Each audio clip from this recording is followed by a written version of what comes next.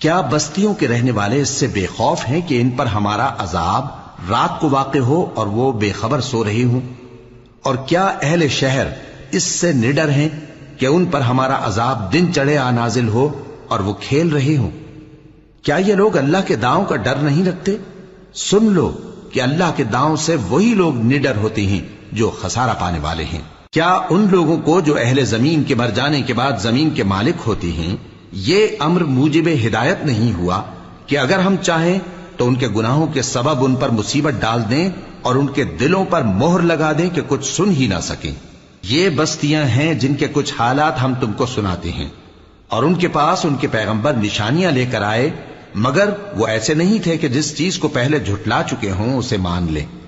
اسی طرح اللہ کافروں کے دلوں پر مہر لگا دیتا ہے، اور ہم نے ان میں سے اکثر لوگوں میں عہد کا پاس نہیں دیکھا، اور ان میں اکثروں کو دیکھا تو بدکار ہی دیکھا۔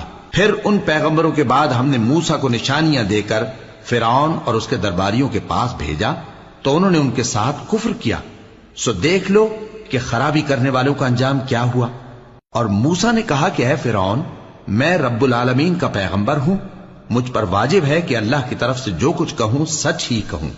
میں تمہارے پاس تمہارے پروردگار کی طرف سے نشانی لے کر آیا ہوں، سو بنی اسرائیل کو میرے ساتھ جانے کی رخصت دے دیجئے۔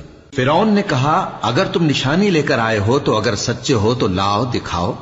موسیٰ نے اپنی لاٹھی زمین پر ڈال دی تو وہ اسی وقت ایک بڑا اژدہا بن گئی، اور اپنا ہاتھ گریبان سے نکالا تو اسی دم دیکھنے والوں کی نگاہوں میں سفید براق یعنی روشن ہو گیا۔ تو قوم فرعون میں جو سردار تھے وہ کہنے لگے کہ یہ بڑا ماہر جادوگر ہے، اس کا ارادہ یہ ہے کہ تم کو تمہارے ملک سے نکال دے، بھلا تمہاری کیا صلاح ہے؟